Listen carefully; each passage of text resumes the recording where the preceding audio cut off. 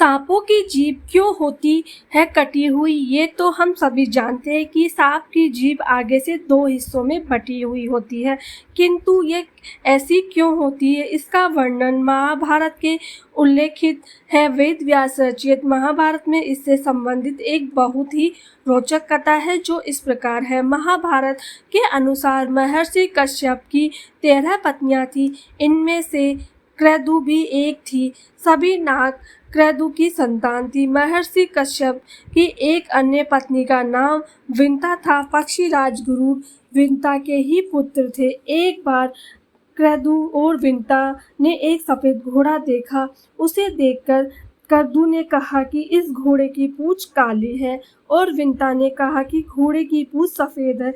इस बात पर दोनों ने शर्त लगी। तब क्रतु ने अपने नाग पुत्रों से कहा कि वह अपना आकार छोटा कर घोड़े की पूंछ से लिपट जाए, जिससे उनकी पूंछ काली नजर आए और वह शर्त जीत जाए।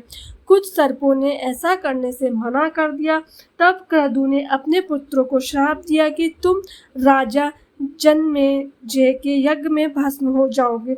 श्राप की बात सुनकर अपनी माता के कहे अनुसार उस सफेद घोड़े की पूंछ से लिपट गए, जिससे उस घोड़े की पूंछ काली दिखाई देने लगी। शर्त हारने के कारण विंता क्रतु की दासी बन गई।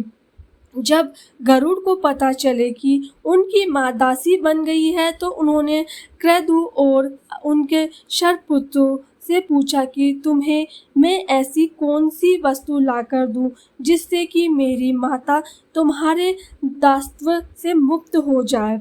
तब सर्पों ने कहा कि तुम हमें स्वर्ग से अमृत लाके दोगे तो तुम्हारी माता दासत्व से मुक्त हो जाएगी।